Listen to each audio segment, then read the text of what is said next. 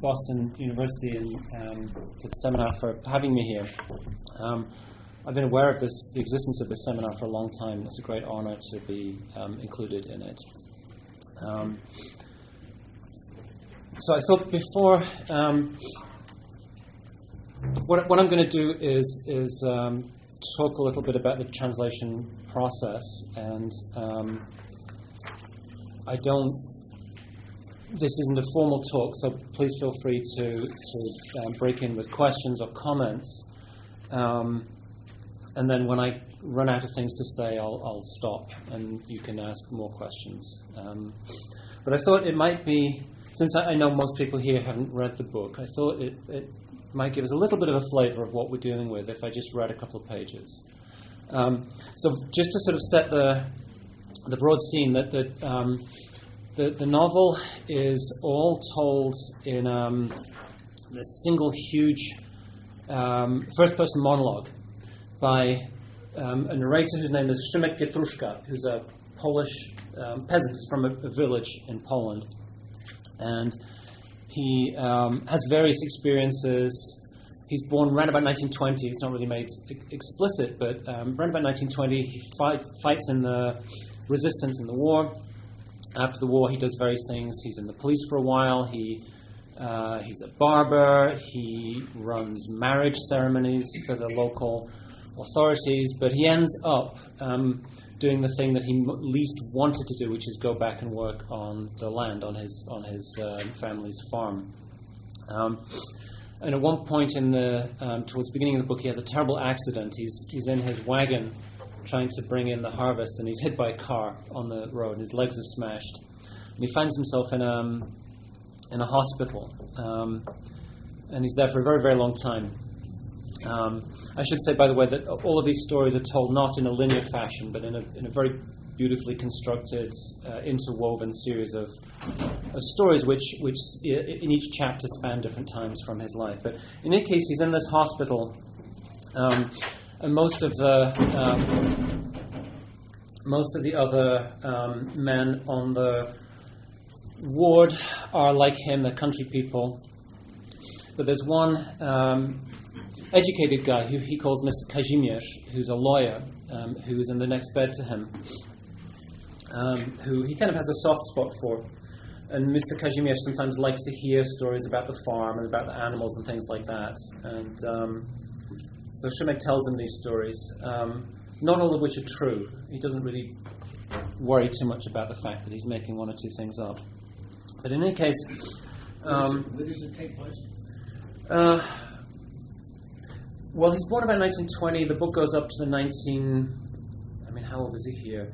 This is probably taking place in the 1960s. Where? In Poland. In a village in Poland. This is in the local town, but yeah. And one of the things I'll mention later on is he doesn't specify where in Poland this village is, and that's a very concrete, very deliberate choice. So we're in a small town hospital in Poland at this time. He's on the ward, and Mr. Kazimierz is in the next bed, and he realizes that he thinks Mr. Kazimierz is dying.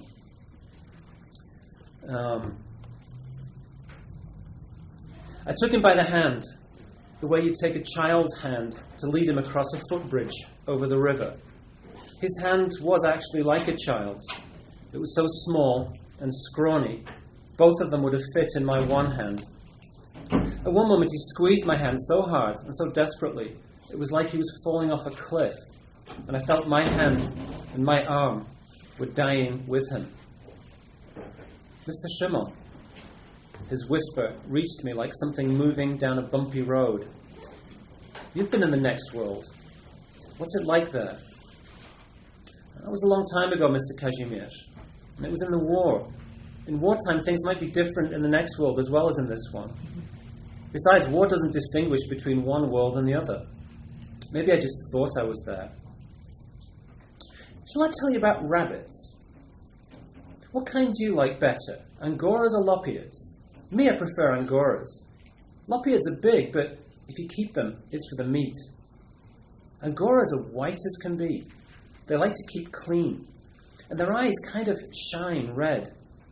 When you touch an Angora's fur, it's like touching the daybreak, or touching a cloud, or the sky.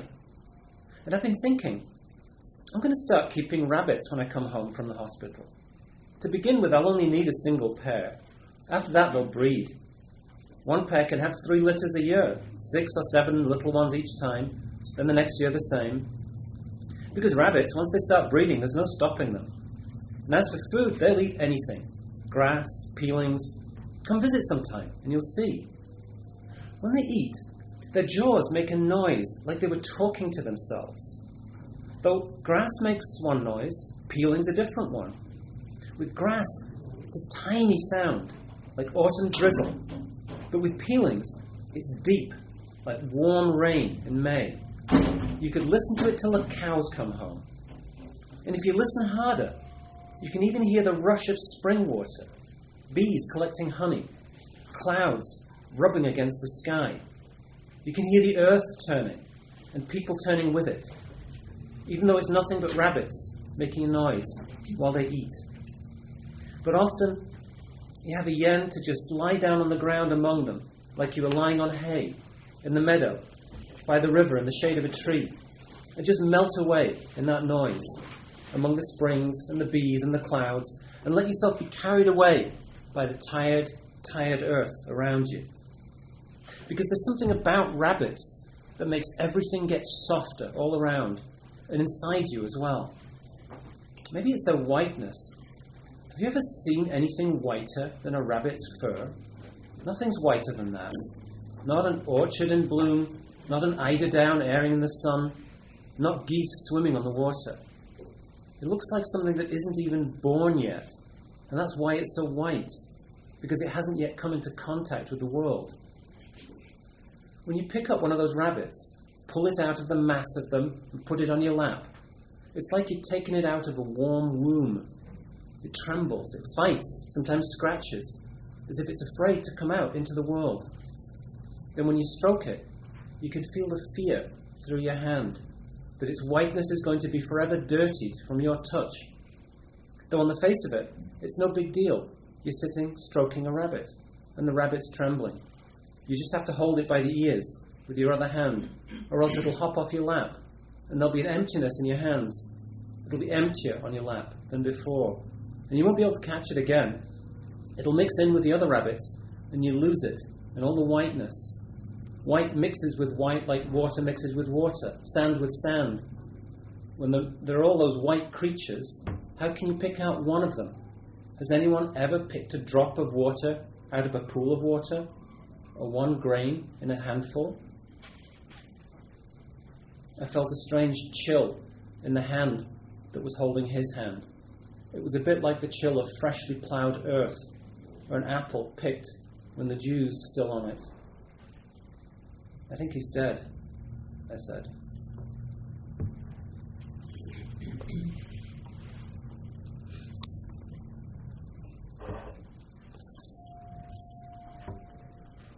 So that's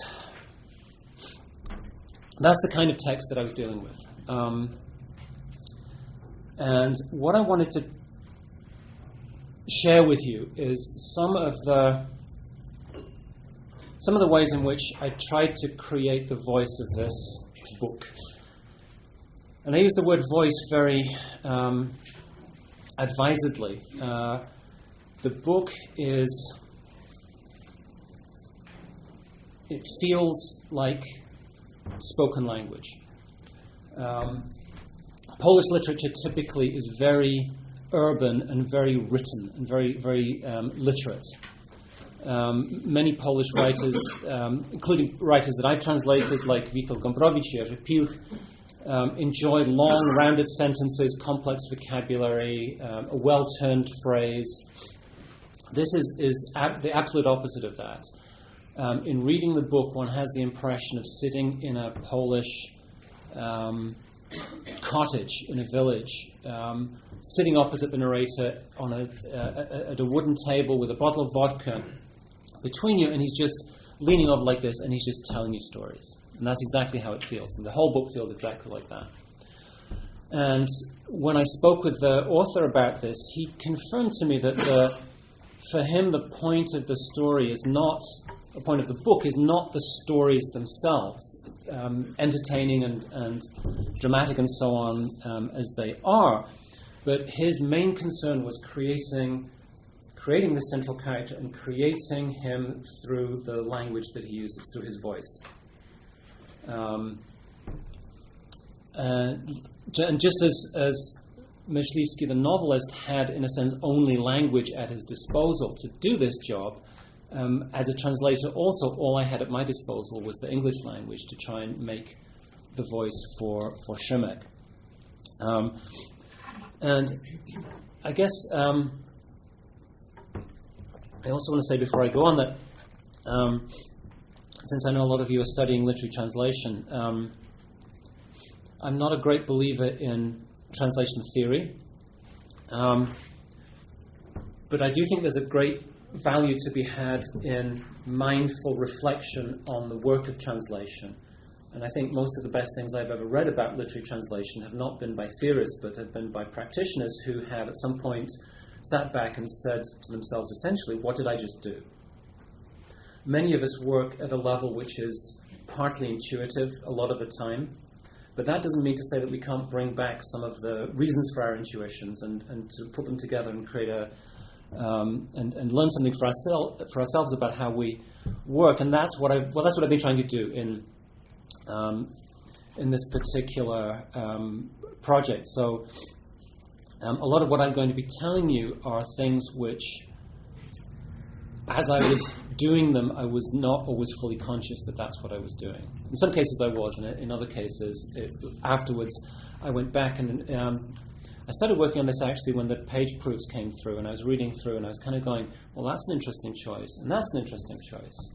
And by this time I had some distance from the text, and I started kind of putting these things together and kind of realizing what I'd done. So that's the sort of the background to all of this. So we have this voice which is very pithy. It's very earthy.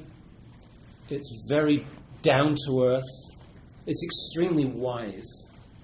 There's a lot of wisdom in this book. It's very hard to get wisdom into literature, and there's a lot of wisdom in the book.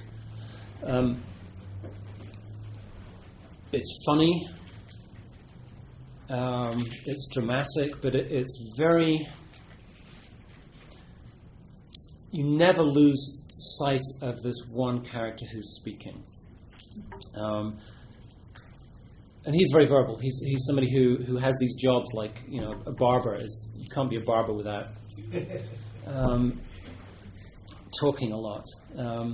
Recently they opened a science museum in Warsaw, and they gave out free tickets to two groups of people, cab drivers and barbers, because they knew those were the people who were doing the most talking and passing on word to other people. So, brilliant. That was a very smart thing to do. So we've got this voice. Now, if you read the literary criticism about the book, it's often located in what's sometimes called the nurt chłopski, or the peasant tradition in Polish literature, which is a little bit like, describing, Moby Dick as part of the whaling tradition of American literature. I mean, it doesn't make any sense. This is a great novel by any standards. It doesn't deserve to be squashed into this category, but it does raise a whole slew of questions of what you are supposed to do with a language which is clearly, in a sense, dialectal. And at this point, I should mention another important fact, which is that I mentioned before that the village of the story is very explicitly, as it were, not located in geographical space. And the names of the villages that do appear here are all very, very generic, the kinds of names that you would find pretty much anywhere in Poland. So from a geographical point of view, he has kicked over the traces. But much more than that, and he's explicitly said this to me, so I know this for a fact. Linguistically also, this is not an existing dialect. It's a language that he created that is really by kind of sleight of hand, that looks like peasant Polish, feels like peasant Polish, and has many elements that are peasant Polish, but it is not a particular peasant dialect. And that was a huge relief to me. And there's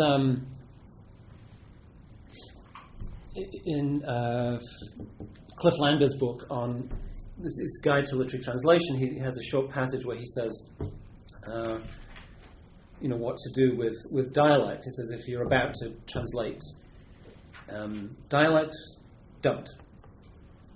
And that's all he says, basically. He says it's just going to come out wrong. You'll end up with an English that sounds like it's in this case, wherever, Kentucky, Tennessee. I mean, you name your inappropriate place. So that clearly was not an option. But something had to be done in terms of making a voice for the book. And I knew what I was looking for, and the most satisfying translation projects often are the ones where you can aim at least to create something which actually kind of doesn't exist yet in English. And I certainly couldn't think of any English writers that I would want to model this text on. I mean, they may be there. It's not that I've read everything in that's been written, but I couldn't think of a particular writer who I wanted this to sound like, but I did know what I wanted it to sound like. It needed to be absolutely oral, absolutely spoken all the way through. I didn't want anything that sounded like it was written, like it was a literary turn of phrase. It had to be American English. This was a decision that I had to make fairly early on. It would have made more sense possibly for me personally to go with British English, although at this point my language is so messed up that I no longer speak either British English or American English, and have what I used to, as a teenager, despise, which is a transatlantic accent. They're the worst kind. But in any case, it had to go one way or the other, and I felt that the publisher's American, the main audience is going to be American, so it had to be something which sounded okay to American readers. It didn't bring them up. And this is where my title comes from. My editor at Archipelago, Jill Schoolman, who, without whom I would not be the translator that I am now. She's such a wonderful, careful reader of and respectful reader of translations, and she kind of half-jokingly created this character of Joe from Missouri. And Joe from Missouri was reading my stuff, and every now and then he'd kind of go, huh? And there was this little Britishism in there, and we would say, no, Joe from Missouri has to feel comfortable here. So Joe from Missouri has to read Shimmick from the village, and it has to go smoothly. So that was one of the basic choices. But what I'll talk about now, I guess, are some of the things that got included and some of the things that got excluded. And as I said, this was not a process where I kind of sat down and made a list, do this, keep this in, include this, don't include that. As I was working, particular ways of speaking and particular forms of sentences, more in a sense than vocabulary, but more sort of general processes, bit by bit began to emerge to create this voice. And it's rather...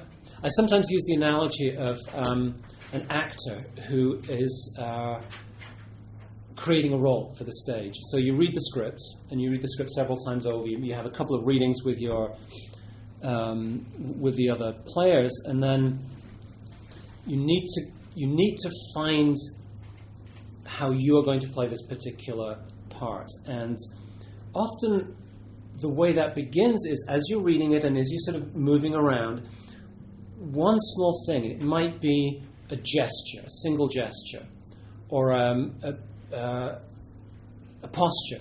Say, all of a sudden you hunch over and you go, that's the character I'm looking for. This character hunches. Or the character walks in a particular way. Or it may be an item of clothing. Or a verbal tick, a way of pronouncing something. But in any case, that one thing serves as a point of entry into building the character. You say, okay, so the character stoops, so what does the character's voice sound like? And you go from there. And creating Szymek's voice was very much that process. It began from a few particular points of entry, except this is all pretty much linguistic, of course, because I don't have the luxury of costume and movement. The first moment came after 55 pages. I'd completed the whole of the first chapter, in first draft anyway, and I got to the start of the second chapter, and the first sentence of the second chapter is, there was a road ran through our village. It seems incredibly simple. This is really not, a revelation in any respect, but just missing out the that one would normally have. There was a road that ran through our village, or which, if we were going to be super formal, but there was a road ran through our village. That was what I was looking for. That was the cadence that I was looking for. That was the difference. That's, what do you want to call it? Kind of a shibboleth in a way. It's like, this is spoken and this isn't. This is how people actually speak. One of the questions I get asked, by the way, sometimes, because my training is in applied linguistics, not in literature, and people sometimes ask, is your training relevant? And the answer usually is no. But one of the useful things that I've done in my life is a lot of work in discourse analysis, which involves looking very, very closely at transcripts of how people actually speak. And to have an awareness of the forms of language that people actually use when they are speaking extempore is extremely helpful. It's extremely helpful in translating dialogue, and for me it was very, very helpful with a book like this, which is essentially a spoken monologue. So that was kind of the very first point of me getting the feeling of what I was after. And as I worked, generally speaking, I don't know how other translators feel, but I feel if I can have, in a book like this, if there's maybe 10 things that I really, really like in it, I've done a pretty good job. 10 moments where you go, damn, that was good. The rest, you hope is really, really solid, but and I'm actually not sure that these are moments where it's like, damn, that was really, really good, but there were these moments where it's like, that's what I'm going for. And sometimes it was that the thing itself would end up being excluded, but that didn't really matter. So it's things like, pudgy little guy, always sweating up a storm. Little sentence like that. This is from the handout. Let him at least learn tailoring, because what could he do here at home? These are, again, very, very simple things, but it just sort of, it felt that was what Szymek was going to sound like. So, again, with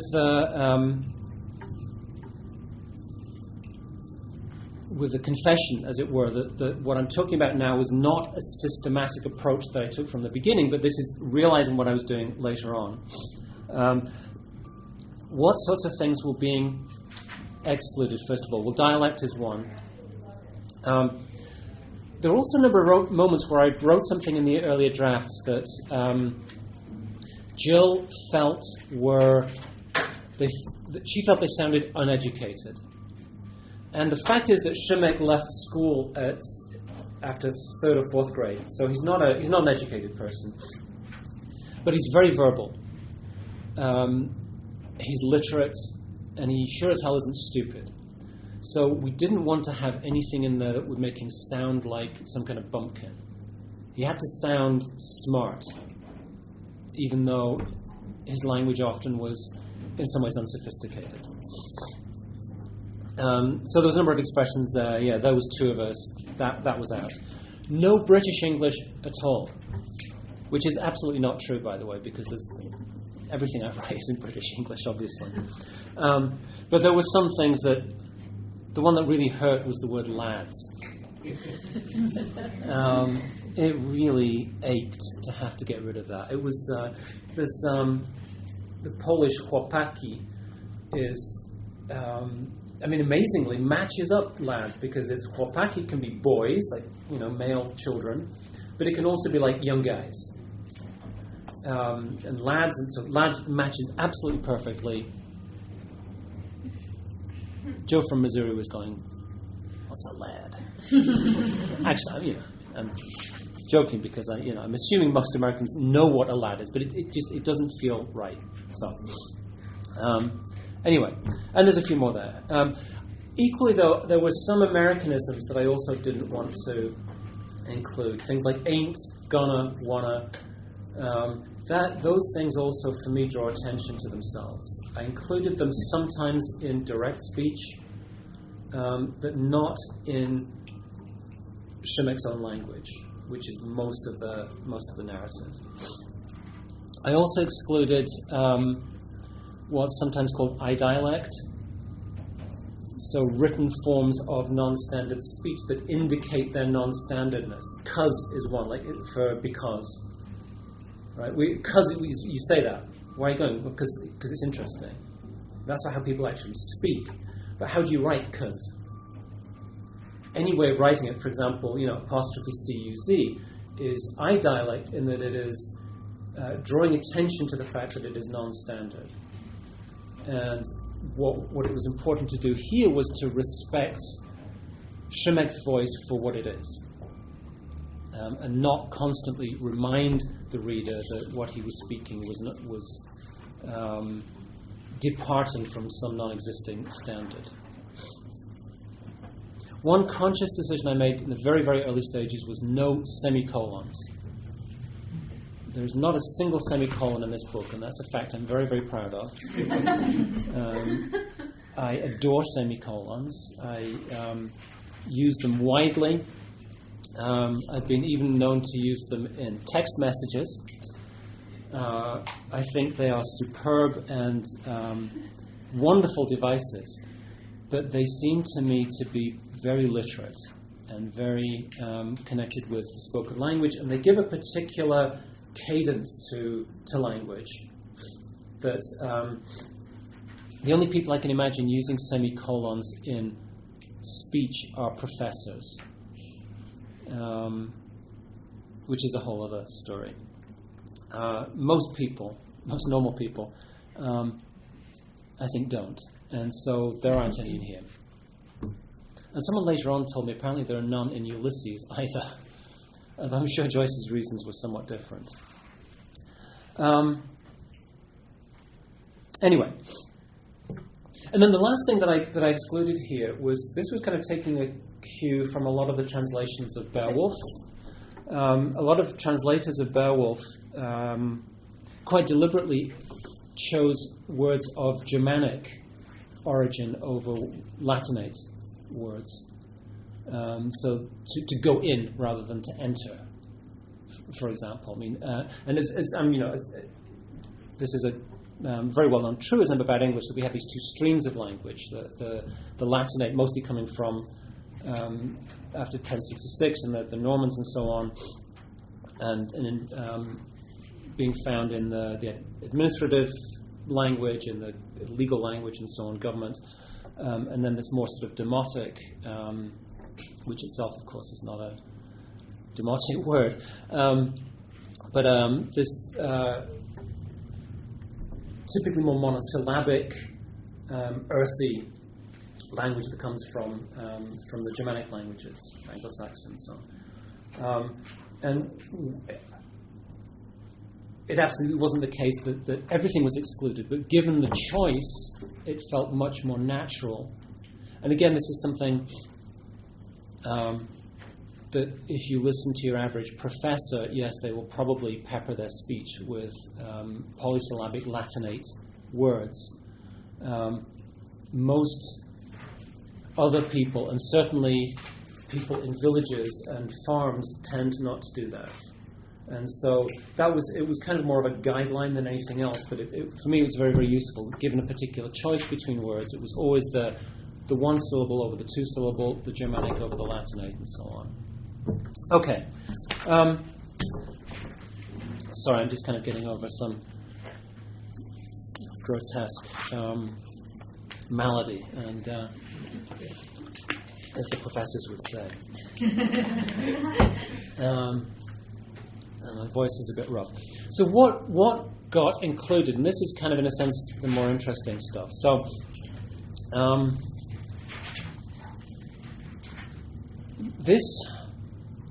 it wasn't the case that I put all of these things together and said, this is how I want to do it. But bit by bit, these elements found their way into what it is, in fact, Shemek's voice. So elision is one of the obvious ones. Aisle, wheel, shield. Typically, translators will kind of hesitate with a first-person narrator in many novels. You say, okay, is this an I'll or is it an I will kind of writer? Here there was absolutely no doubt that the elisions absolutely belonged to him. I had to learn to write run-on sentences. It was very painful. After feeling the agony of other people's. But a much nicer way of referring to these sentences is the comma splice, where you and you saw a couple of examples, I think, in what I read. It was hard to do initially, but once I started doing it, I realized that what I was doing was writing spoken English. The people do speak in these, and what you're really looking at is the fact that there is no punctuation in spoken language. Punctuation is a written thing anyway. And so all punctuation is doing is trying in a very inadequate manner to recreate the cadences of spoken language. And anyone who has done any transcription of whatever, interviews or conversations, anything like that, knows that it is really hard to figure out where a full stop or a comma or indeed a semicolon should go. If you're transcribing an interview, for example, it's not clear. People have pauses and they're not that neat. The full stop is an invention of the written language.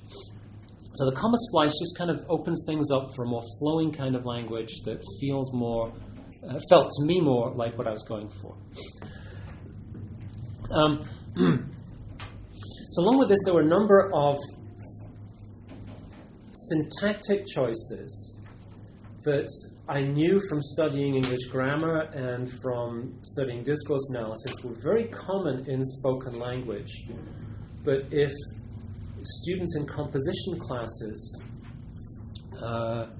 were foolish enough to try and include them, they would be corrected.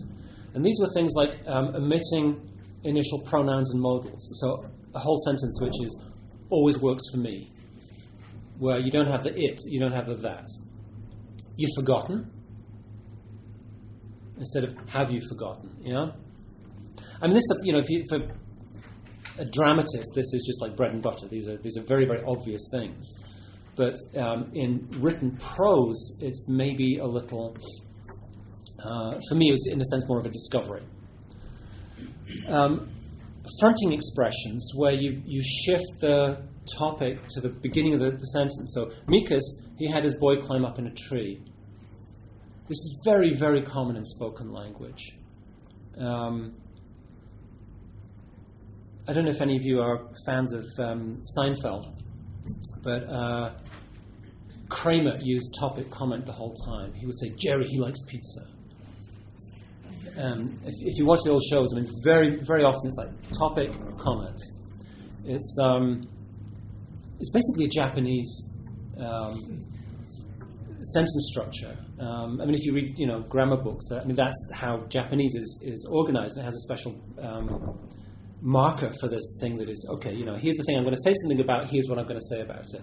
But it comes up in spoken English really remarkably frequently. So I think Japanese and English are actually not that different in that respect. And there are many variants on this as well. We sometimes shift things to the end.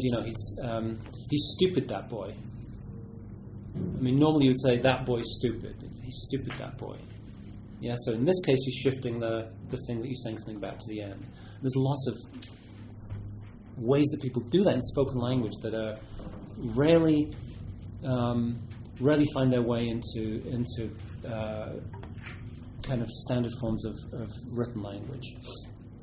Something that I don't really know how to describe, but I call it non-standard speech. There was this sort of bindweed twirled across the top. Using there, I actually had a lot of arguments with editors about using there as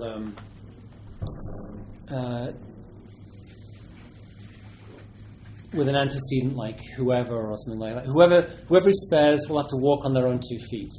People use the word there in that case all the time, but editors will insist on changing it to his or her, which is just so grotesque. I'm not even going to talk about it. But even in standard English, there's having to become a neutral pronoun. Yeah. Yeah. That problem, an editor shouldn't be resisting it so much. No. And yet, strangely, I still get resistance. It really, to me, it's quite bizarre because ever since I was a kid, I've heard exactly the same thing. And many people today make this decision very explicitly, so as not to indicate gender. I have friends who refer to other people as they're a really nice person, and they're quite deliberately blurring the gender of the person they're talking about because they feel that is not something that should be relevant. In any case, in terms of how people actually speak, the there is extremely common. Using the word this as the indefinite article is also something that you would normally have corrected if you wrote it in a composition. We were lying under this apple tree. There was this guy. Do you mean there was a man? People actually say there was this guy. I love the word this. I think it's a beautiful word. And then all these idioms, not for all the tea in China, I'll have your guts for garters, spring chicken yourself, like there was no tomorrow. And then finally, the kind of imprecise language that if I caught myself writing it in another case, or caught somebody else writing it, I would correct myself. They said on the radio. I had this voice of some teacher somewhere saying, who said? Precise. Question. Yeah. Regarding the idioms. These are idioms that were in the original language or idioms that you're replacing the original idioms with? Oh, yeah. I don't think... Well, that's... Okay. How do you say, like, there was no tomorrow in Polish? I don't remember what that is in the Polish, but these were absolutely equivalents of... this is what I'm trying to get at, that the decisions I was making couldn't be made only at the basis of this expression equals, in Polish equals this thing, in English this and this. I had to kind of reconstruct the whole thing. And that's kind of the point of what's going on here. I had to reconstruct the entire approach, and then I could worry about, is this the right idiom for the Polish? And hopefully it is. But the Polish is littered with these kinds of expressions, or their equivalent in Polish.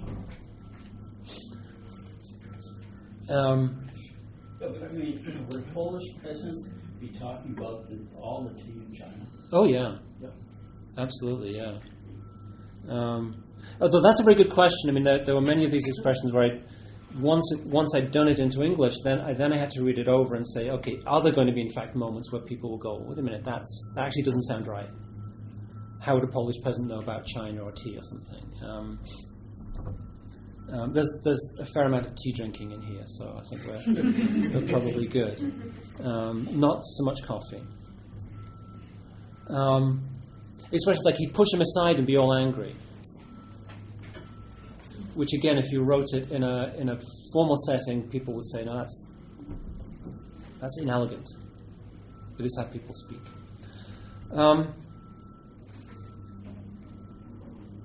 So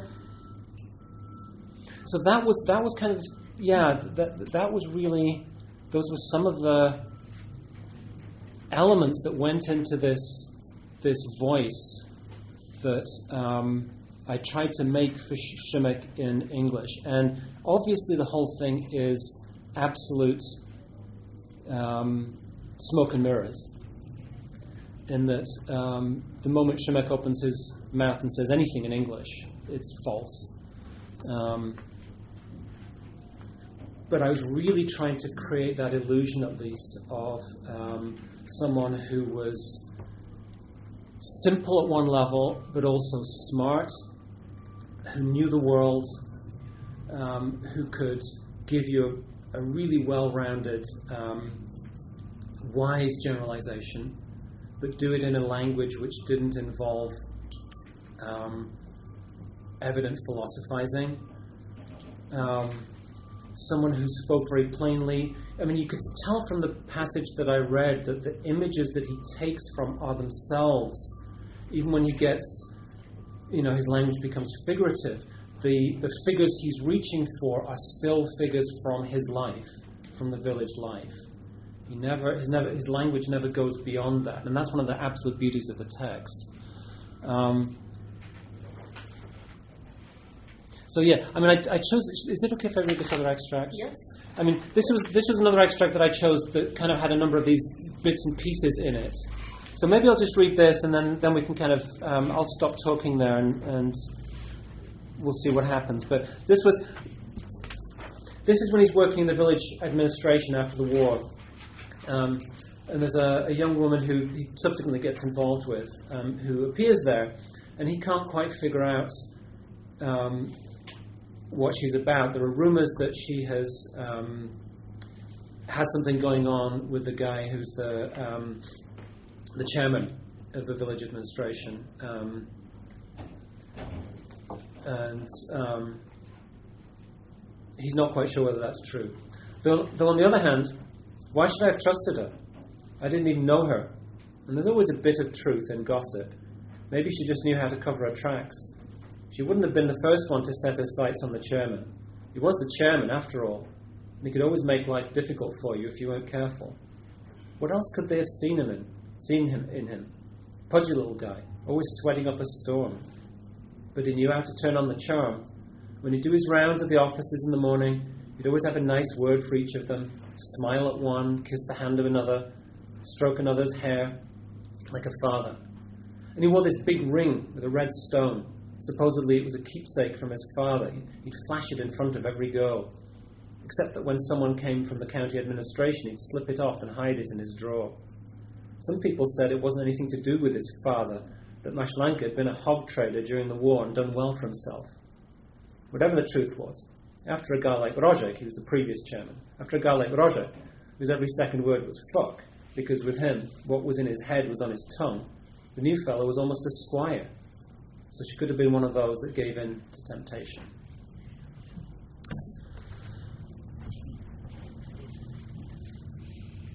Okay, I think I probably said what I need to say, but I'd be happy to entertain comments, objections, questions.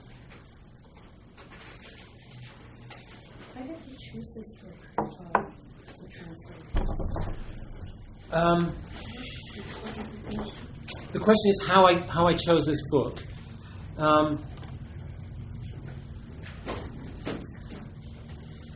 I found this book in Poland. It was published in 1984, and I first found it in Poland a few years later, maybe 89 or 90. I've always browsed a lot in bookstores, and around about that time, about 89, a lot of stalls were appearing on the sidewalks. People were selling literature that was not easily accessible in other ways, sometimes for political reasons. But in any case, I picked this thing up and I fell in love with it from the first paragraph. I read the first paragraph and I knew that it was brilliant. And after I read it, I wasn't translating at the time. I got into translation a couple of years after that. And it was always in the back of my mind, but the more I learned about the world of translation, the less likely I thought it could ever be that it would be made available in English, because it's very, very hard to publish big novels in translation, especially if they're from a minority language like Polish, and especially if they're by an unknown writer, and especially if the topic is not obviously appealing. So this book had several counts against it, but I always remembered it. And then Jill Schoolman of Archipelago Books was in Poland a few years ago. She was invited by the Polish Book Institute, and one of the presentations was about a different novel by Myśliwski called A Treatise on Shelling Beans. And she kind of got interested in it, and when she came back to the States, she called me and she said, do you know this book? Do you know the writer? And I said, yes, I do, but he has an even better novel. And she said, well, and I told her about it, and she said, that sounds really interesting. Do a sample for me. So I did a 25-page sample and sent it to her, and long story short, she decided to publish it. Which I still think is rather miraculous, actually. I still cannot believe this thing exists in English. But yeah, that's kind of how it happened. So yeah, kind of a long arc, that particular story. How long did it take you? Well, not as long as it took him. He's a wonderful man. He once said to me that when he has nothing to say, he doesn't say it.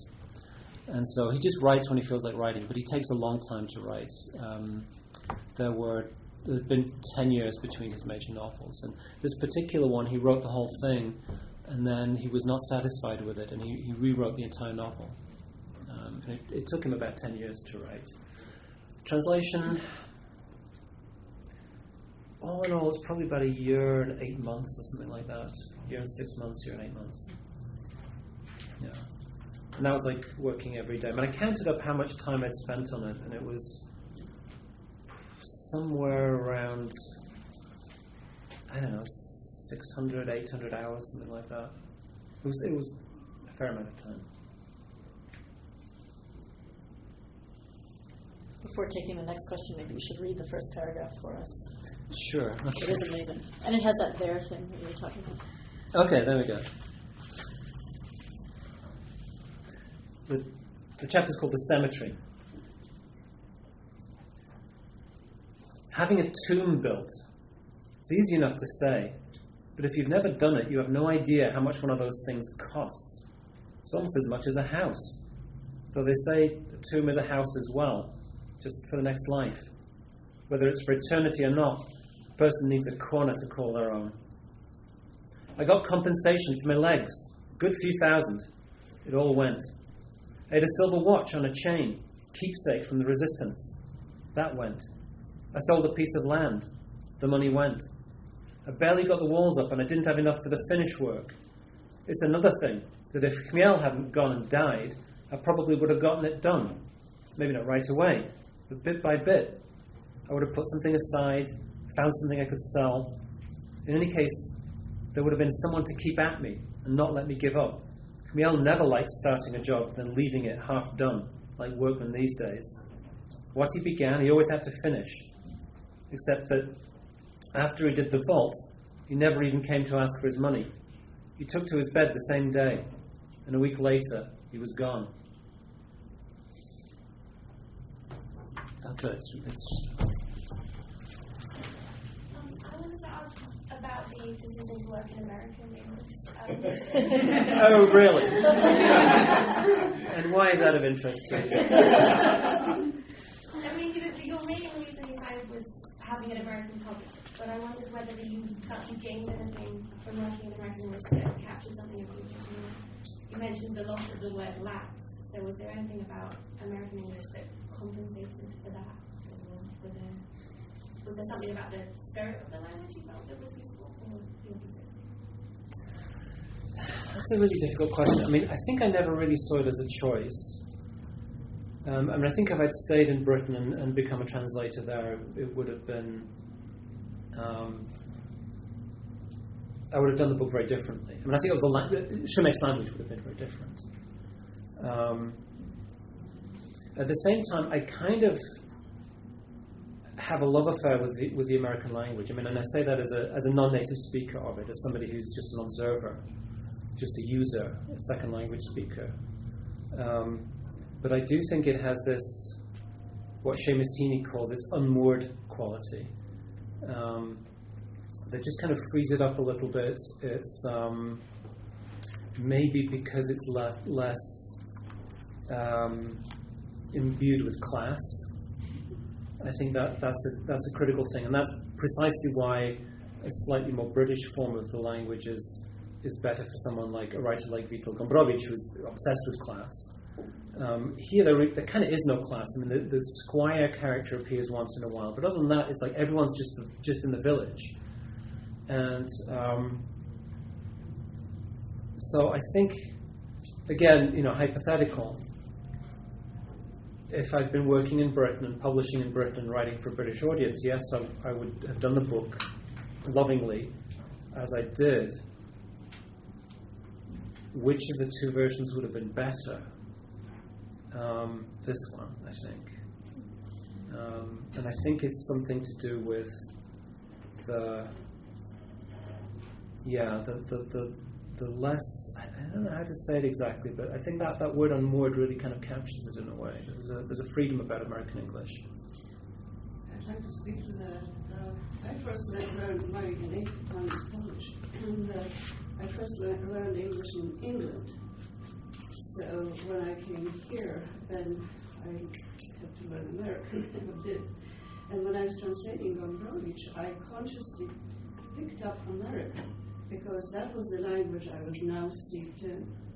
That is the language that would be more familiar to people, and I felt that American was less formal than British English, and that's why I decided to choose that. Yeah, maybe it was easier to create a voice which was informal and not marked, not educationally marked, but at the same time didn't carry connotations of the primitive, which I think you would inevitably have run into in British English. Yeah.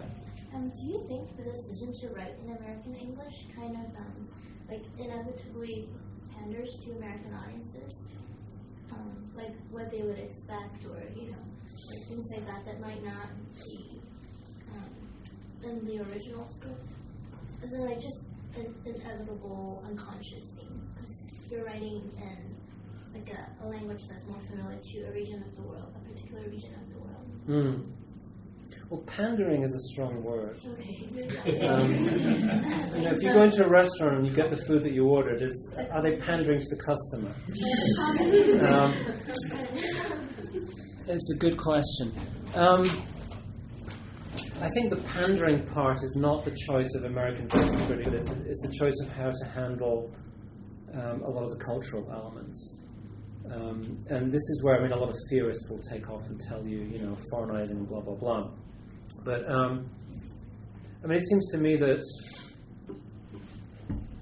first of all, we simplify grotesquely when we talk about American readers, because the American readers are of all different kinds. They could be Americans who know Poland, and so they know the cultural background. They could be people who are very widely read in Central European literature, and so they can see the context. Whereas we always imagine the American reader to be this incredibly, Joe from Missouri, God bless him, is a misunderstood character. I think we think of him as one of the characters out of Winter's Bone. But it could be Joe Sobieski. Yeah, exactly. It could be Joe Sobieski. But the simple fact is that whatever the so-called average American reader is like, the kind of person who is going to pick up a book like this and read it has at least the advantage of having a curiosity about this book. And first that. Second of all, there's always a pedagogical component to translation anyway. You're always teaching the reader about aspects of the culture, whether you like it or not. I mean, even if it's just explaining what a particular kind of soup is, or an item of clothing, or there's a huge long list of the different parts of a wagon in here, most of which I don't know in English, actually. I had to look them all up. I think we, in a sense, underestimate that American reader, and the American reader is prepared to come at least halfway to meet us, and to go, oh, that's interesting, so Polish peasants ate this and did this, and this is how they live. I think that's kind of part of the deal here. So when the translator moves a little bit towards the reader and perhaps explains something that may need explaining, maybe that's not such a bad thing. Well, I was thinking more along the lines of like idioms or Idioms. like some words that are frequently used here but might not be used like in like Britain or other places that speak English, for example. Right. Yeah. It's not really at the level of the words, though. It's much more at the... Because idioms don't... Well, okay, here's the thing. Idioms don't translate, but then I do something that I think a lot of translators do once in a while. Once in a while, I'll just kind of leave an expression in the Polish, just translate it literally. And there's one actually here on the handout where it says, whatever the truth was, after a guy like Rożek, whose every second word was fuck, because with him, what was in his head was on his tongue. I'm not aware that that's an expression in English, but in Polish, it sounded so beautiful. And I thought, what the hell? I'll make it an English expression. And the key then is to make it rounded enough so that it sounds like something somebody would say. It sounds like a pithy expression. But that is a Polish idiom that I just copied quite consciously, and so even the idiom thing, yeah, there's a little bit of learning on both sides. Yeah. Sorry, can you say again? I had a somewhat related question. Okay. I appreciated the distinction you made between the direct speech between Šimek and other characters and his own sort of monologue language, whereas maybe he's either speaking to a generalized reader or speaking to himself. I wanted to just ask you about the contractions. If there had been any indication that it was a diary or a transcription, or even maybe it couldn't have been because he was only educated to the third grade. But just in terms of that decision to go for contractions and spoken English, were you ever to a point where you sort of looked at it and said, oh gosh, it's spoken but it's still being read? How did you sort of think about it? Okay, so it's spoken but it's still being read by us. Right. And so, was there a point where you were sort of thinking, okay, the contractions are making it less formal, even though it's spoken? Less formal than your intent, or right. Yeah, no, I don't think there is any intent to be formal here. I mean, it reads so much like the spoken language. And the author confirmed this to me, that this was exactly what he was going for. He never changes register. He pretty much stays. It's pretty much just him telling the stories. And there's no external sort of. It's always his frame. It's pretty much always him. I mean, the one exception, at about 4 or 5 points in the book, he has a very, very long monologue by somebody else. I mean, typically 5 to 10 pages. One of them is the chairman of the village council, the local priest, the clerk in the local grocery store. There's an old woman who's selling like pretzels or something at a church fair. They just kind of, each of them just launch into this big long thing. So you've got that. And did they switch? Were their registers all that different from Chinook's, or was it? Yeah, I mean they're very, very distinct voices. Yeah. Very distinct voices, absolutely. Yeah. And then of course you have Shimmick quoting direct speech of other people. So there are plenty of characters and he there. borrows their registers for that. Yeah. His own stays pretty. His own is, yeah, and it's very, as I said, it's extremely expressive. So it's not monotonous in any way. He's a very, very good storyteller. So he switches from narrative to this, that, and the other. There are some very moments of great pathos, moments of humor, moments of drama. I mean, it's a very, very compelling use of this sort of monologic form, but it is pretty much just his voice. And there's no point at which he, I mean, even says, hang on, I have to find this. I'm just going to read you a couple of little tiny things here, because it's come up here. He says quite explicitly that he doesn't read himself very much.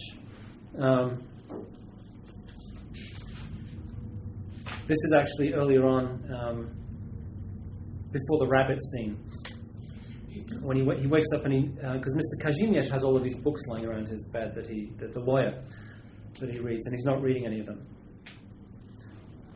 Are you not reading your book today, Mr. Kazimierz? I asked. There was a book lying open on the bedside table, and I was a bit surprised he wasn't reading, because a day didn't go by without him reading. His cupboard was full of books. There were even some on the windowsill. Often he'd read a whole book in a single day. When he lost himself in his reading, he didn't hear what people said to him. We couldn't get over the fact that he kept wanting to read, because on the whole ward, he was the only one that read. Didn't it hurt his eyes? Didn't it give him a headache? And after all, what was the point? You read, and in the end, it all went into the ground with you. Anyway, with the land, it was another matter. You worked and worked the land, but the land remained afterwards.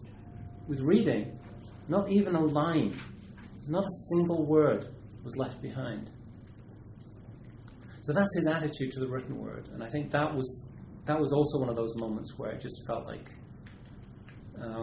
this has to be only spoken, hence the contractions. Yeah. You, in responding to Jolien, that you had confirmed with the author that was his intent.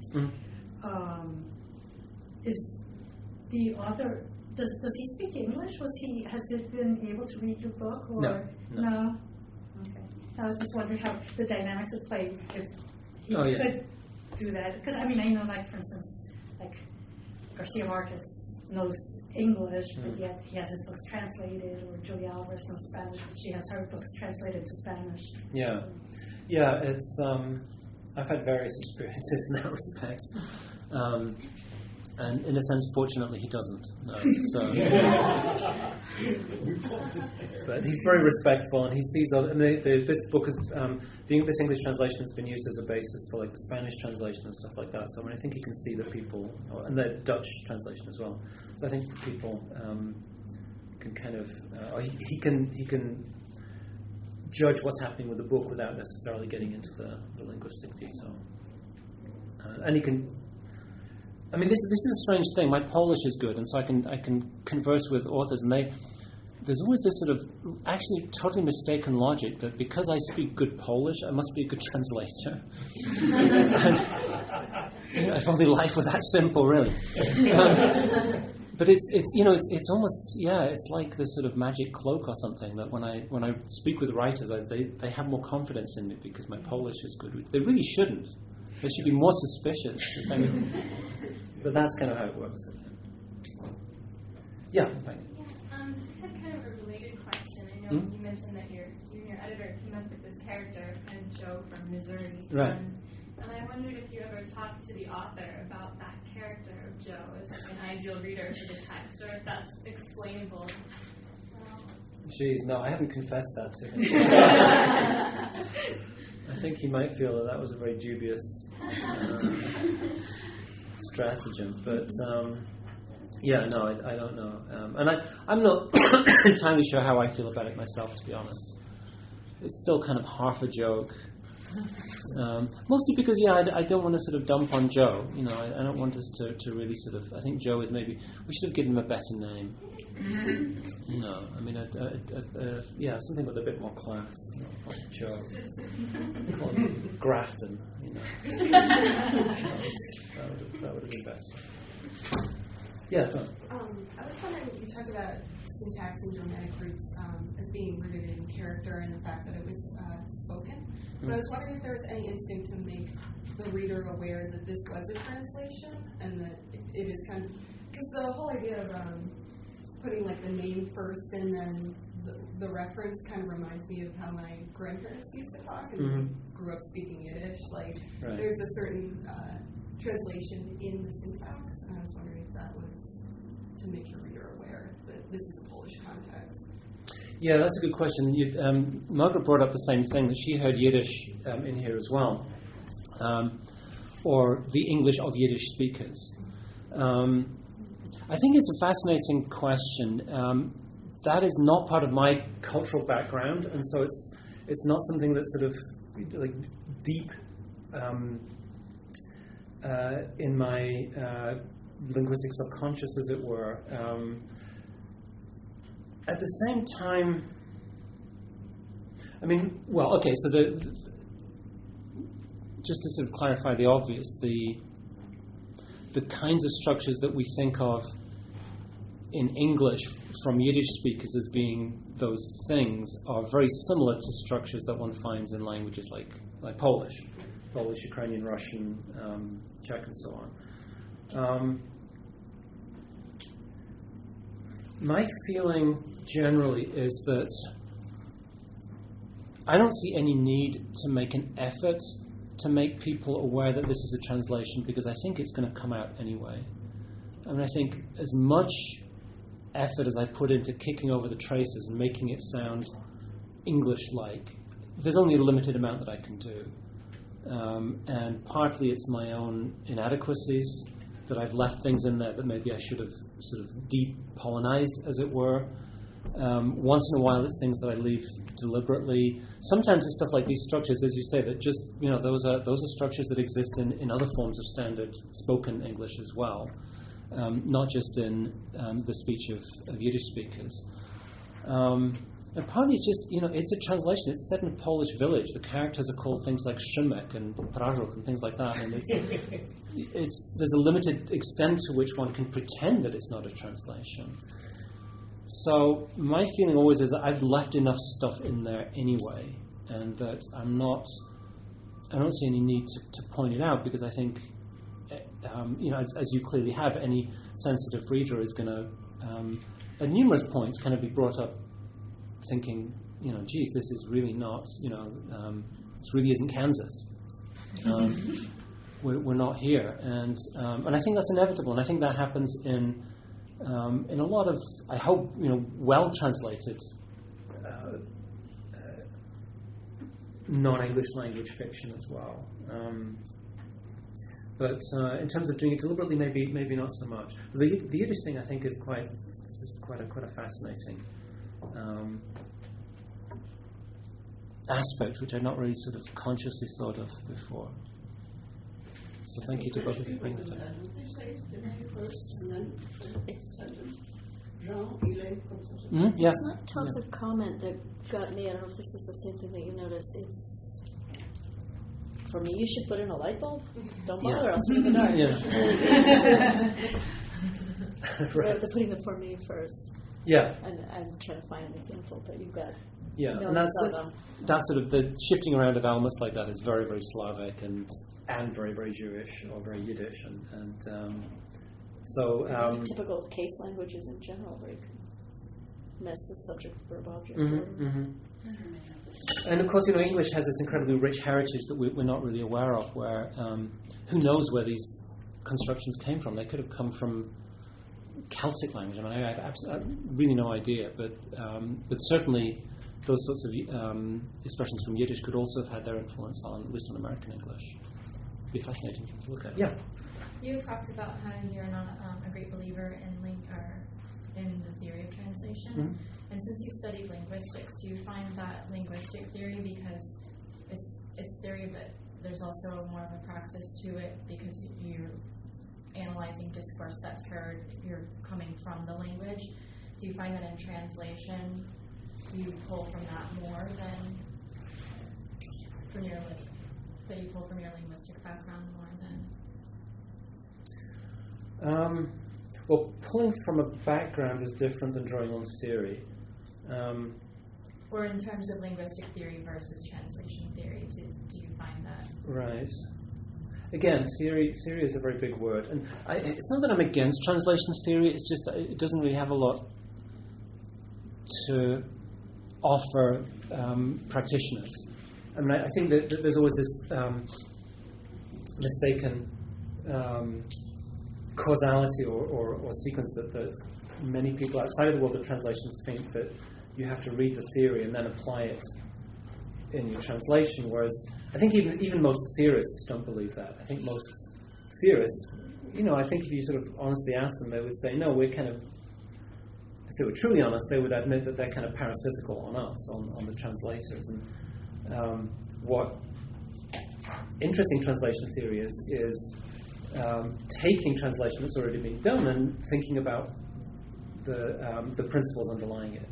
And in that respect, it can be useful to us to kind of remind ourselves of maybe things that we're doing that we're not mindful of, because mindfulness is probably the best quality that a translator can have.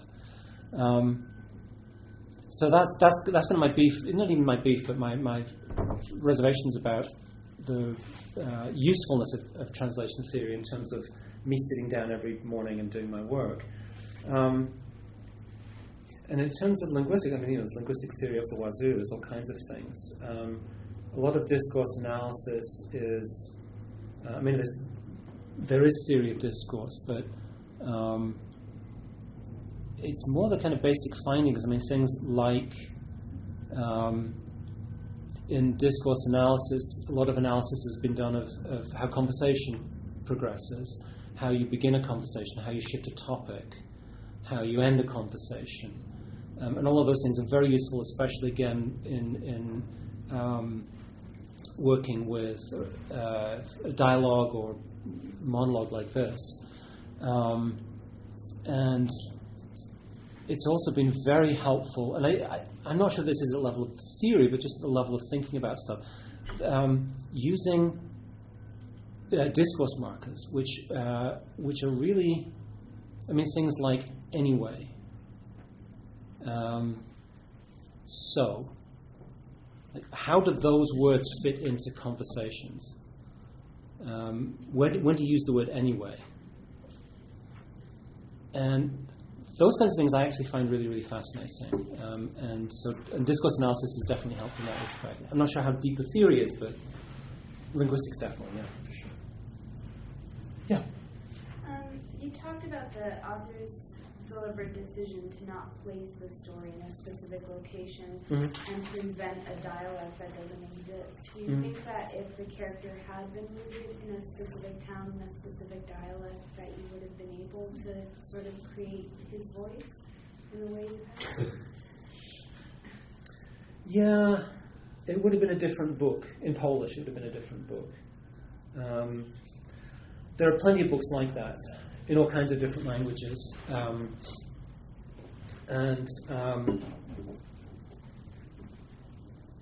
Literature serves, innumerable functions, and one of them sometimes is simply this slightly ethnographic function of capturing how a particular person or group of people use language. Again, there are many, many examples in English. It would have been that kind of novel, and I would not have been able to do that because you can't translate dialect. I think what Myśliwski is doing is much more along the lines of what someone like Cormac McCarthy does, who kind of, even though his books are more specifically set, for example, in Appalachia, the language that he makes up is in fact made up. And that's part of his craft, is making this amazing dialect, which, as far as I know, nobody actually speaks. So I think it would have been a different kind of novel, and maybe if the author's attention had been on capturing this authentic language, there would have been less of the wisdom, less of the universality, less of the emphasis on character that we have in this particular book. I think perhaps Myslivsky is aiming at universality by making it not a dialect, restricted. In the way he's aiming for universality by not choosing a particular village, but it could be any kind of village. Mm-hmm. So it's the universal aspect. Yeah. Yeah. I have two questions. You're free to answer whichever of them appeals to you. Okay. One is literary and one is cultural. The cultural one is how you approached translating the peasant Catholicism. Okay. That's up and down this novel. There's a lot of Lord Jesus stuff. Yeah, people have a very intimate relationship with their Jesus. Yeah. And the literary question is just about self-consciousness. How much self-awareness do you think Šimek has, and does he ever look at himself from the outside, or does he know how he sounds? Does he care? And how you approached that in his voice. Well, the second question is awfully difficult. He goes years in the book without ever seeing himself in a mirror. And I'm wondering whether that isn't some sort of analog of... But then...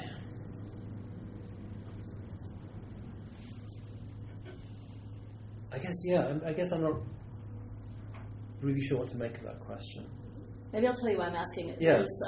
There's a monodrama by a Syrian playwright named Mamdouh Hadouane, and in the introduction he writes that the point of writing this one character play, this extended monologue, was to give this protagonist, this anti-hero protagonist, enough rope to hang himself, essentially, rhetorically, to show the audience all the things of which he's not aware.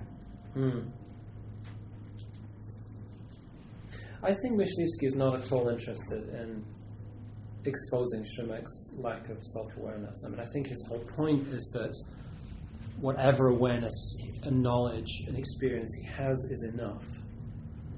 That you can make a whole book and a whole world and a whole life in this village without going to the city, without contact with people from a different class, without all kinds of other things. That this is enough if you are wise enough, if you are rich enough in yourself. And for this character who's really, as I said, uneducated and someone, he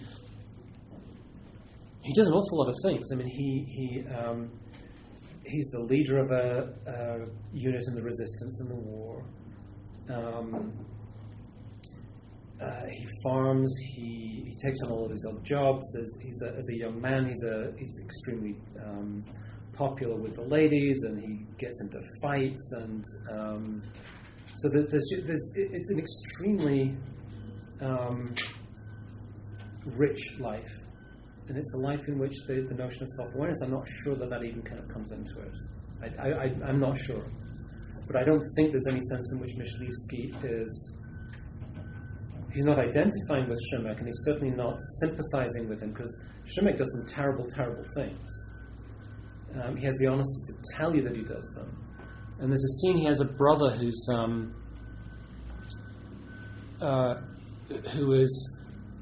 We only learn this kind of indirectly, but he seems to have worked his way up the communist hierarchy in the 50s. He seems to be a very well-placed apparatchik. And then what seems to happen, we never ever find this out directly, but what seems to happen is that he's fallen foul of the authorities. He's served time in prison, or he's been tortured, and he's delivered back to the village, basically in a sort of vegetative state. He can't speak. He lives, but he's not able to communicate. And so for the next 10 years or whatever, he's living with his brother, and while he's in the hospital, the brother is living on his own at the home, and other farmers are making him do work for them. And he comes back and he finds his brother, who's like covered in manure. He's like because one of the farmers is having him muck out one of the stables, and he takes his brother back home and he beats the hell out of him to teach him that he should never do that again. And this is absolutely brutal scene where he's whipping his brother. It's incredibly hard to read. And this is a character that we've lived with and somehow sympathized with for 500 pages, and he's doing this absolutely awful thing. But I think this is also part of what Myslewski's doing. He's challenging us to say, can we accept that too? And it's very hard. It's very, very hard. It's not the only cruel thing that he does in the book either. So yeah, Jesus. It's a kind of phrase. Well, okay. Here's the thing. You tell me, because I don't know. I mean, in the Polish village at this time, religion is everywhere. The priest is, like I said, the priest has a big monologue. Everyone has a picture of religious picture on the wall. Jesus usually with the heart and everything.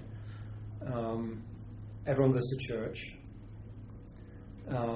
It's even in the language when you enter a house, you'll typically say something like "Christ be praised" or something along those lines, and then there's a response.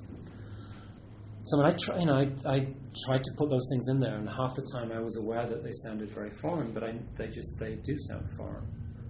But at the same time, I'm hoping that American readers can at least know what's going on. But you tell me, how does it seem to you? I don't know what to compare it to. Okay. I don't know how foregrounded it is. Okay.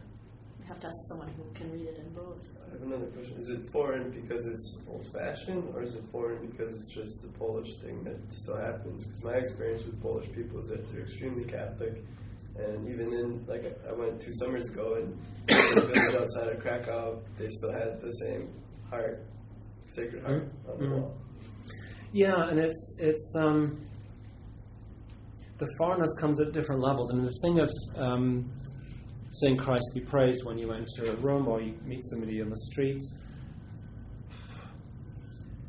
you probably don't get that very much in Poland, but everyone will know what it is. It's not like, even for a young person, it won't be an absolutely bizarre foreign thing. It's just something that they wouldn't do or say, I think. Whereas you're right, I mean, the Catholicism generally is all present there. And Catholicism, for all that the Catholic Church is unified, it does take on very different forms in different countries. And I think it was one of the areas where I just felt that I wasn't that concerned to make it sound quote-unquote natural. I wasn't prepared to make any compromises that would downplay the importance of religious talk and religious imagery and so on. And it's sort of, if it seems jarring, then that particular thing I just think has to be. It has to be jarring to some extent because there's explicit discussion of it among the characters.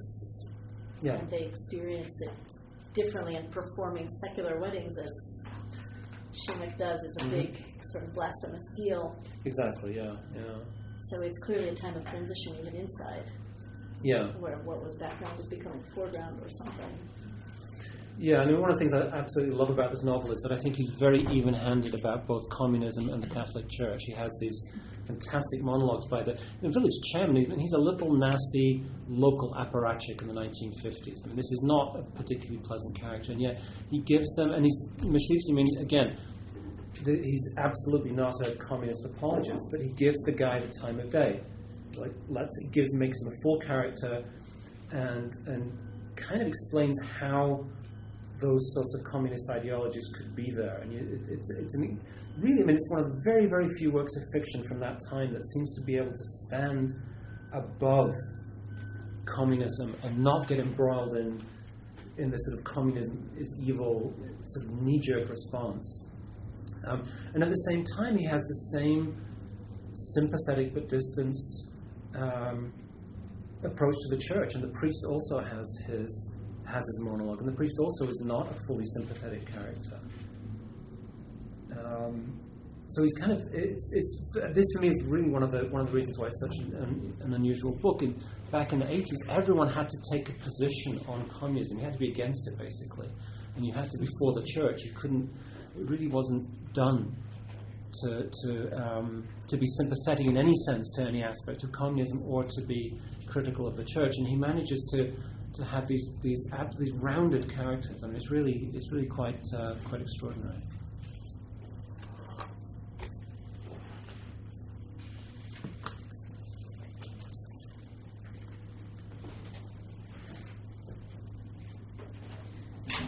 Did you translate the book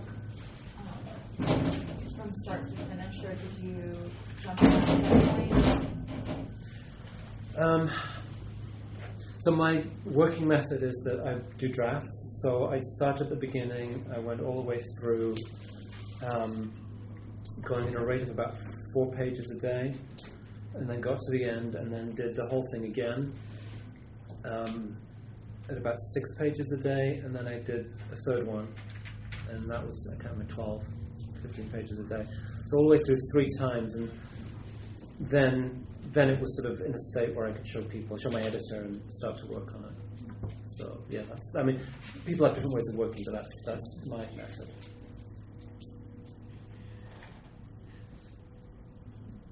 Yeah. I had a question about figurative language and Mm-hmm. analogy. I mean, you mentioned that all the figures he uses are kind of also from his life. Was that something that played into the universality of it when you were translating? Well, yeah, it was definitely. I was very conscious that was what he was doing, and so that in terms of the translation, also it had to be. I couldn't reach, even linguistically, beyond what he would know, because I mean that's part of the beauty of the book, that his wisdom comes from this, what from an outside point of view would seem to be a very limited horizon of this small village. And, so yeah, it was very important to try and capture that, to try and make sure that the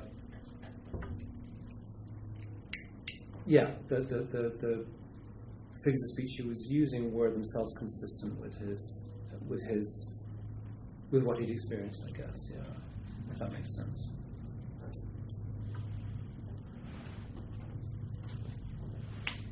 There are certain specifics of Polish language I just want to mention briefly.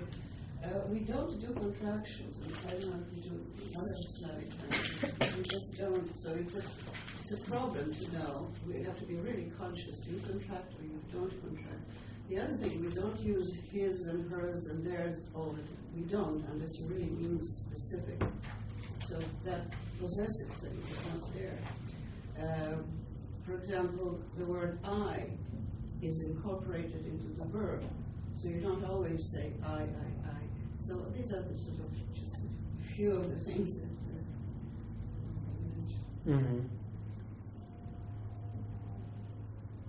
as a translator, we have to be conscious of what we're making conscious choices. Yeah, and so in Polish, if you do say I, then it might come out in English as you saying something like, me, I decided not to go. It might be exactly one of those sort of fronting devices. More emphatic. Yeah, exactly. There's an emphasis there. Yeah. Out of curiosity, what's your background with Polish? When did you start? People sometimes ask if I have a Polish background. I don't. I guess I have a Polish foreground. That's a different thing. I studied French and Russian at university, and I started learning Polish when I was about 23. I moved to Poland, lived there for 8 years, and yeah, I've been doing stuff since then. So. Yeah. I don't know really anything about the Polish language, and I was just wondering, And then when I'm translating to Spanish, one issue that I have is gender. Does Polish have gender? Oh yeah. Yeah, Polish has gender. Yeah, Polish has 3 grammatical genders: masculine, feminine, neuter, and there's all kinds of issues to do with gender that are quite difficult. All Polish verbs are marked for one gender or another. So, I mean, there was a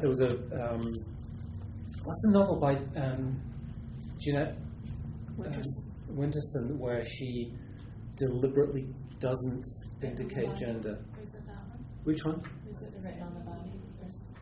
I don't remember the name. We were just talking about this. Yeah. Blanking on the title. In any case, colleagues were just complaining about this exactly. Yeah, the Polish translation, I mean, was basically in the feminine gender. I mean, you see, you can't give any past tense verb without giving gender.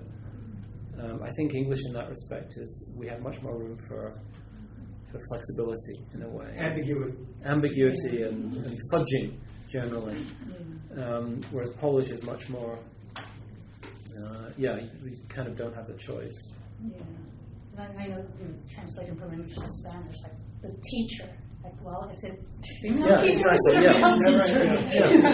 You have to indicate. Well, conversely, in Slavic languages, when it says in the past tense the teacher said, and then the said shows it was a woman, and there you are in English trying to think, well, do I say the female teacher said? Right. I mean, it's very frustrating Yeah. sometimes. It looks as if you're obscuring the gender when it's perfectly clear in the original. Yeah. Yeah, I just say the teacher, she said. You can do that here. I have a friend who's transgender, and she speaks Serbo-Croatian, and she said that it's very frustrating that when she says I was, that it sounds as if she was a woman when she wasn't in the past. And she always feels limited by that she's somehow suggesting to other people that she was a woman before when she was. Yeah, I think in most of the Slavic languages, the people who are interested in sort of revisiting the language of gender and how it's expressed have a kind of a hard road ahead of them. True in Romance languages too. Yeah, to some extent, yeah. On the other hand, you have here a person needs a corner to call their own. Well, yeah. And that's a place where in normal, conventional written English you couldn't be ambiguous. But at least we do have that option. But in Polish, probably, I don't know. Would it be Actually, something like a person needs a place to call own? Yeah, in Polish, that is actually less gender marked than in English, yeah.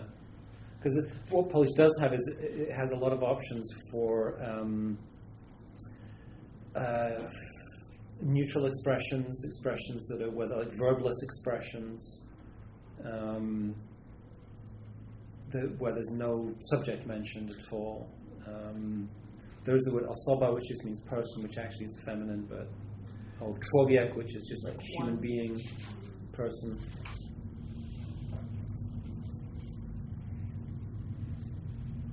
I must admire that you chose the peasant, the concept of a peasant to translate, because what does this peasant mean to anybody here? Well, you know that I should say, Danuta, that I never used the word peasant in this book. What? I didn't use the word peasant in the book. No, but you're talking about peasant. Yeah. You know, it's well, this was okay. I mean, so there were at least two. Maybe I should have brought this up before, and it may be of interest. There are at least two words that are quite central to the Polish that are not in the English. And one of them is chłop, peasant, because it's. If you talk to a historian knows exactly what a peasant is. But in everyday speech, peasant is somebody who's uneducated, unclean, uncouth. It's a class distinction. It's not a, to some extent. It's a class distinction. Well, it's only to the upper classes does it have that sense of uncleanliness. Yeah, but it's a marked term in a way that in Polish it kind of isn't. The word chłop, the other meanings the word chłop carries are A guy. Yeah, in Polish it could just be a guy, and typically it's a guy who's like quite big and strong, rosły chłop, yeah. It's like,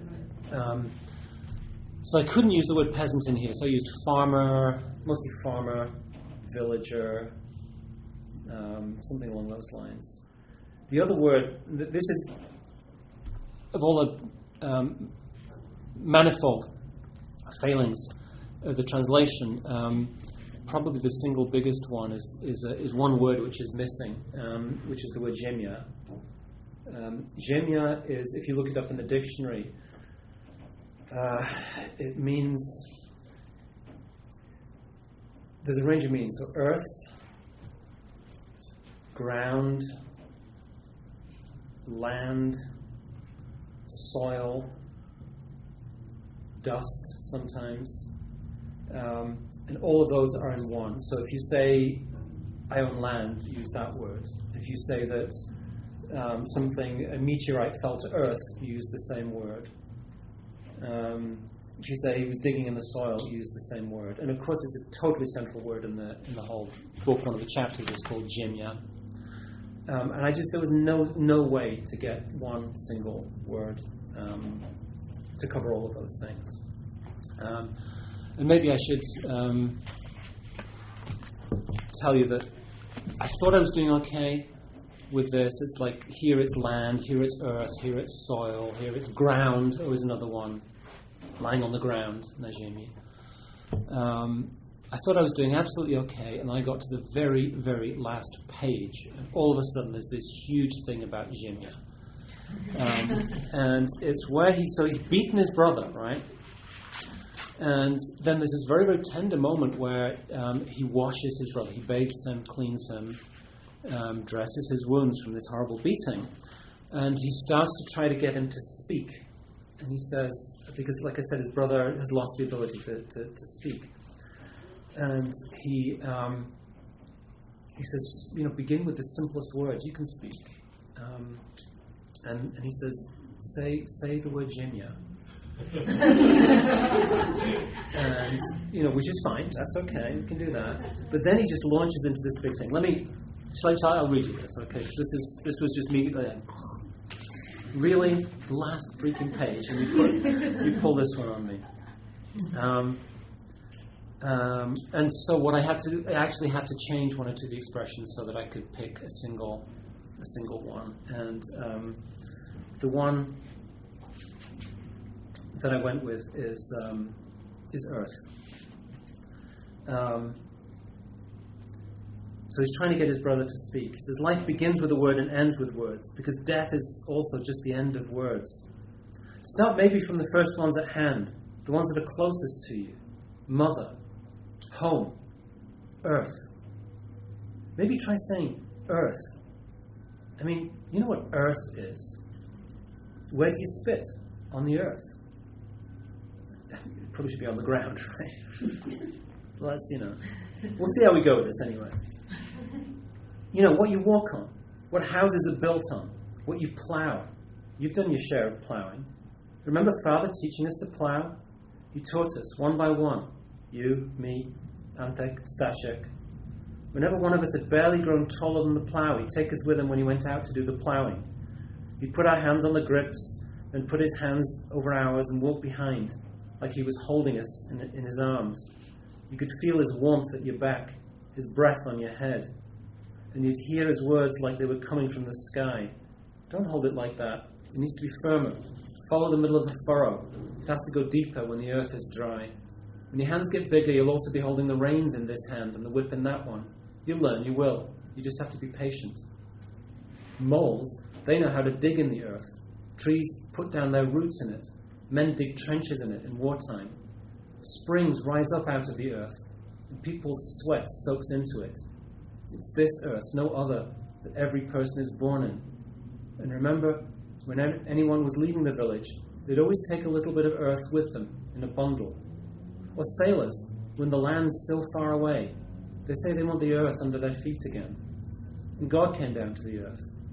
And when people die, they're buried in the earth. We'll be put there too. Anyway, he goes on.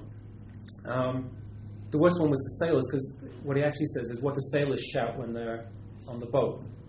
They say shout land. I'm like, well, that's not going to, they don't shout earth. Unless they're Star Trek, So this thing about sailors wanting the earth beneath their feet was kind of a little fudged, but that was, when I came to that, I'm like, but that was, so that's really one of the biggest things that's kind of missing there, along with the word peasant. Wow. On that note, I think we should thank you for a brilliant talk.